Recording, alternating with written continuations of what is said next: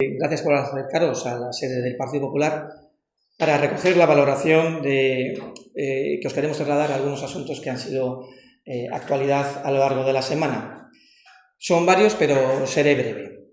En primer lugar, tengo que decir que el curso político arranca, lo hacemos de la mejor manera posible, gobernando Cantabria y trabajando para cumplir los compromisos que adquirimos con los cántabros.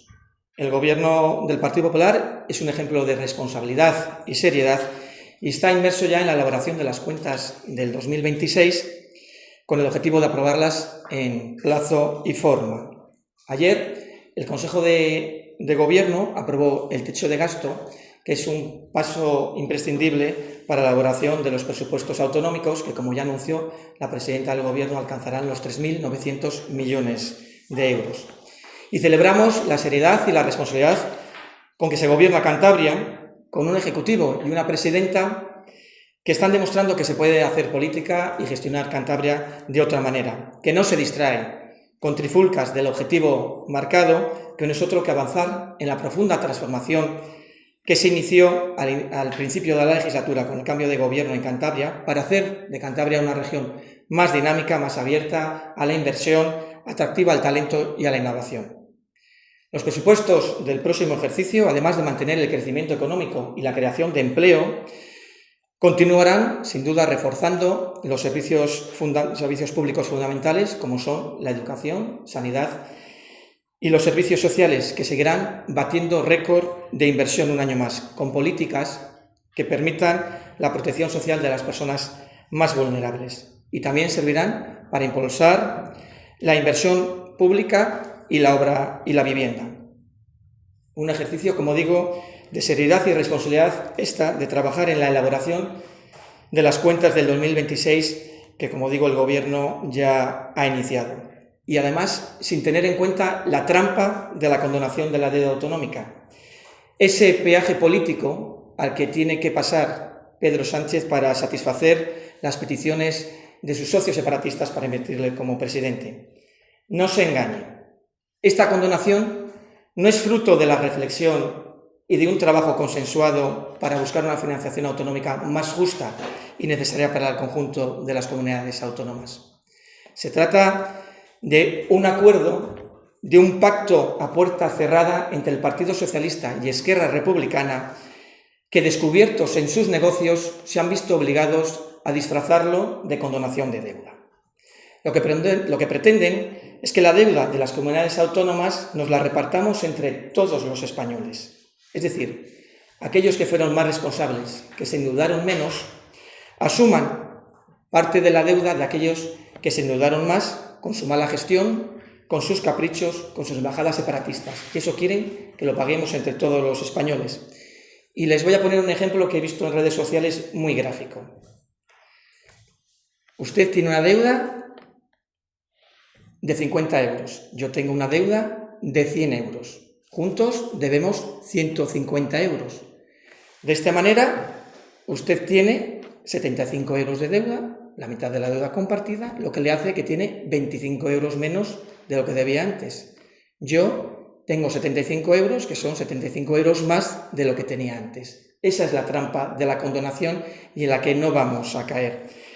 Porque si Cantabria tiene menos deuda proporcionalmente que Cataluña, lo que va a suponer es que los cántabros paguemos las deudas que tiene Pedro Sánchez con los separatistas catalanes. No es difícil de entender. Por más que se empeñen en justificar la trampa a los altavoces del Partido Socialista en Cantabria, les decimos que no, y lo vamos a decir hasta que se cansen de mentir. Nos negamos a que los cántabros paguen un solo euro de la factura que tiene Pedro Sánchez con los separatistas. Y volviendo a la seriedad y al trabajo responsable del Gobierno de María José Sáenz de Buruaga, tenemos el anuncio que ha hecho el consejero Media de la convocatoria de nuevas rutas, de los contratos de nuevas rutas aéreas para frenar el reto al que nos enfrentamos con las políticas tarifarias por el empeño de Pedro Sánchez, el ministro Puente, de castigar a los aeropuertos regionales, como el nuestro, con esa política tarifaria, lo que ha generado un conflicto entre la compañía aérea de bajo coste Ryanair con el Gobierno de España, del que Cantabria es pagano de esa situación. Pese a ese problema del Gobierno de España, el Gobierno de Cantabria está luchando para que el aeropuerto SEBE Ballesteros siga siendo un referente en el transporte aéreo del norte de España, especialmente teniendo en cuenta la influencia que tiene con nosotros un aeropuerto tan cercano como el de Bilbao y de unas dimensiones mucho mayores. Por lo tanto, la política tarifaria enrocada en su posición el ministro Puente hace un gravísimo daño a nuestro aeropuerto, que se ve contrarrestado a la medida de las posibilidades para el Gobierno de Cantabria, que, como digo, ha anunciado esas nuevas líneas a Sofía, Lanzarote y Almería el próximo año. Otro asunto que también ha sido actualidad esta semana es la vivienda, en el que hace falta menos anuncios y más soluciones, porque ante el fracaso de las políticas de Pedro Sánchez, de las políticas socialistas del Gobierno de España, que lleva 7 años gobernando ya este país, 7 años, recurre a política cosmética cuando no a las amenazas, como la carta dirigida por la ministra Rodríguez a las comunidades autónomas, amenazándolas con retirar fondos y ayudas en el plan de vivienda y amenazando y ordenando el cierre de viviendas de uso turístico sin informar de dónde y qué viviendas son las que hay que cerrar. España vive una emergencia habitacional, como les decía, después de 7 años de parálisis, no de parálisis, de políticas erróneas del Partido Socialista. Sánchez gobierna a salto de mata, solo a base de promesas vacías, parches electoralistas y sin ninguna voluntad de afrontar el verdadero problema de la vivienda que tienen las familias en España y en Cantabria. Como les digo, hace falta menos anuncios y más soluciones. Por eso, frente a la pésima gestión del Gobierno de Sánchez, el Gobierno de Cantabria viene trabajando desde el minuto 1 en este problema de la vivienda, porque ya están en marcha los trámites para la construcción de 285 viviendas en régimen de alquiler asequible. Y además, en breve, se va a dar traslado al Parlamento de Cantabria de la próxima Ley de Vivienda de Cantabria, para que comience su tramitación y que será sin duda un revulsivo para dinamizar el acceso a la vivienda de los cántabros, incentivar el mercado de alquiler y ofrecer una mayor seguridad jurídica a los propietarios.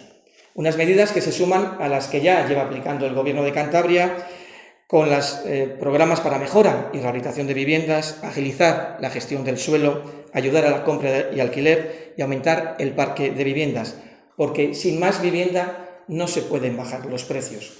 Nuestra política de vivienda es realista y pone a las personas en el centro. Aplicados medidas en positivo, y esto contrasta con los gravísimos efectos que ha tenido la Ley de Vivienda Nacional, una ley profundamente ideológica y lo único que ha resultado un auténtico fracaso y que acosa al pequeño propietario, favorece la ocupación, genera una enorme inseguridad jurídica y lo único que ha conseguido es que aumenten los precios, sacando del mercado de alquiler a miles de viviendas precisamente por esa inseguridad jurídica que perciben sus propietarios. El Congreso de los Diputados ha instado este miércoles precisamente a derogar esa nefasta ley de vivienda de Sánchez, gracias a una moción presentada por el Partido Popular. Y mientras el Partido Popular trabaja de verdad por Cantabria, el PSOE de Cantabria, encabezados por sus diputados, siguen dando la espalda a los intereses de Cantabria, como ya lo hizo con el lobo. Esta semana, además, han votado en contra otra vez de los intereses de los cántabros, rechazando una iniciativa del Partido Popular para acelerar los trámites del proyecto de ampliación de la central hidroeléctrica de Aguayo. Un tercer tema que queremos tratar y que ha sido importante en esta semana es, sin duda, el plantón, que todos ustedes han sido testigos, del Ministerio de Transportes a la mesa del ferrocarril. Se citó para el miércoles pasado a los responsables de Adif y de Renfe, a los responsables de cercanías, del proyecto de tren de altas prestaciones Bilbao-Santander y de la alta velocidad. Ningún representante del Gobierno vino a esa reunión pese a haber confirmado su asistencia. Solo a escasas horas de la reunión excusaron todos, sorprendentemente, la asistencia a esa reunión. Es una muestra más del desprecio de Pedro Sánchez a las infraestructuras en Cantabria. Ninguna lealtad y mucho sectarismo. El anuncio del Ministerio de un tren Bilbao de las prestaciones con la amenaza de llegada solo a Castro responde al peaje político que Pedro Sánchez tiene con el Partido Nacionalista Vasco. Cantabria no va a renunciar a una infraestructura absolutamente necesaria y vertebradora de nuestro territorio. No vamos a permitir que el puerto de Santander quede aislado, y ni Santander y Laredo, de una comunicación fundamental con Europa en ese corredor del Atlántico que le vamos a exigir la obra comprometida, Santander-Bilbao. Y ante todo esto, ¿qué hace el PSOE de Cantabria con Pedro Casares a su cabeza? Pues aplaudir todas las humillaciones que Pedro Sánchez y el ministro Puente hacen a los cántabros.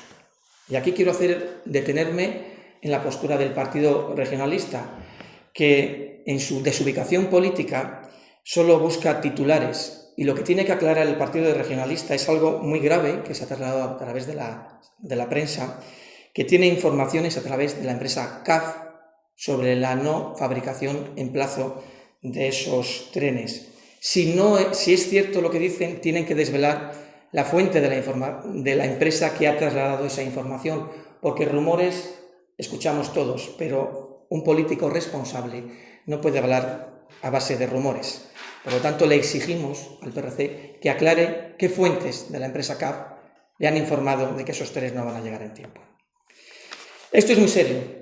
Y a los cántabros, con un gobierno del Partido Regionalista y del Partido Socialista, ya nos engañaron con unos trenes que no cabían por los túneles. Y como no nos fiamos, desde el Partido Popular respaldamos la exigencia que ha hecho el consejero de Fomento de visitar la fábrica CAF para comprobar in situ ese proceso de fabricación de los trenes. Y también, para finalizar, no quiero concluir sin hablar del doble juego del Partido Socialista, porque es o un doble juego o una descoordinación. Porque cuando vemos al delegado de Gobierno y secretario general del Partido Socialista abogar por el respeto institucional y por rebajar el ruido en el clima político, tenemos a su portavoz socialista, la señora Quiñones, avivando la crispación cada vez que hace unas declaraciones públicas. Cada manifestación de la portavoz del PSOE hacen dudar del sincero llamamiento del secretario general, del señor Casares, a la concordia, porque si no la desautoriza, no será creíble y parecerá que lo que se han repartido es estratégicamente los papeles.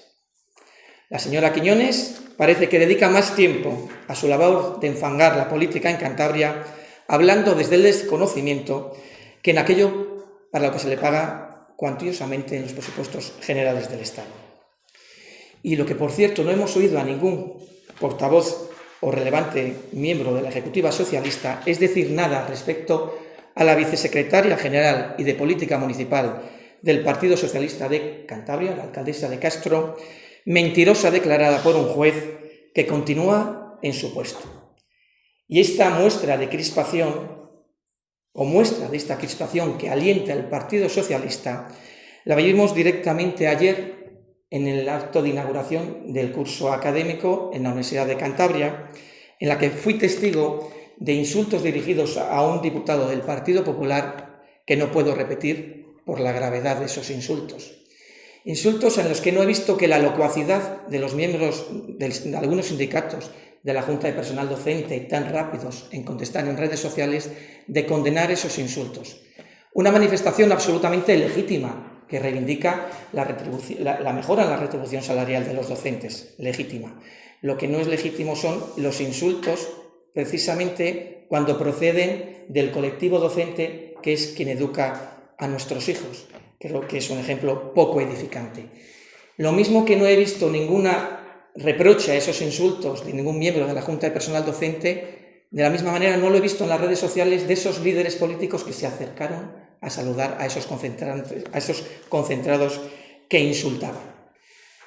Una reflexión que quería compartir con todos ustedes y quedo a su disposición para estos temas o cualquier otro que ustedes consideren y que no haya podido comentar. Acerca de lo que acaba de escribir la alcaldesa de Castro Urdiales, no sé si puede ahondar un poco más.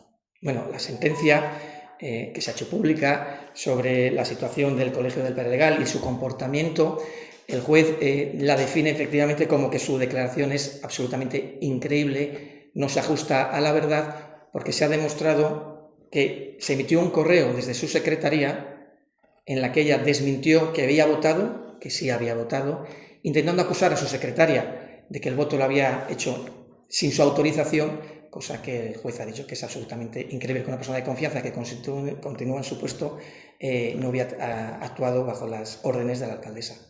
Esa es la sentencia, textualmente. Acerca de los presupuestos, ¿cómo cree que va a ser la negociación con el PRC? Bueno, como nos la planteamos, como nos lo hemos planteado desde los últimos años que hemos presentado los presupuestos en Cantabria. El Gobierno trasladará un documento al Parlamento y en lo que esperamos la predisposición de los demás grupos políticos. A nadie se le oculta que el Partido Popular tiene 15 diputados de 35, que son los mismos que teníamos el año pasado y el anterior. Por lo tanto, creo que va a ser un magnífico presupuesto con cifras históricas en inversiones en salud, en sanidad, en educación y en servicios sociales, y que va a ser muy difícil justificar el voto en contra del resto de la oposición, de toda la oposición.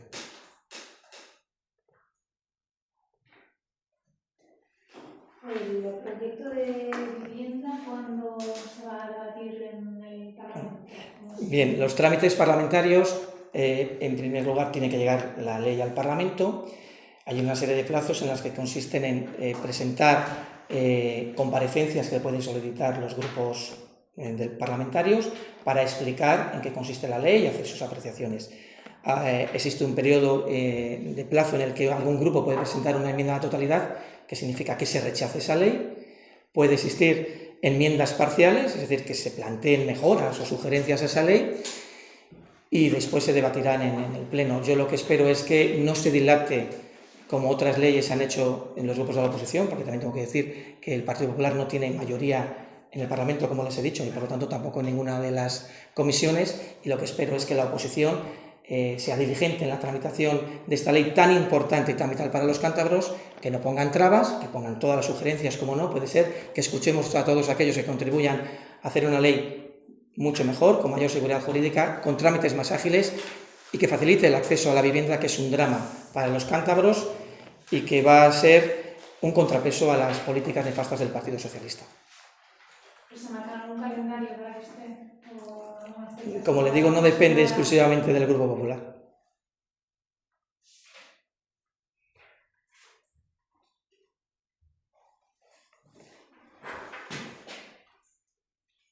¿Algo más? Muchas gracias a todos.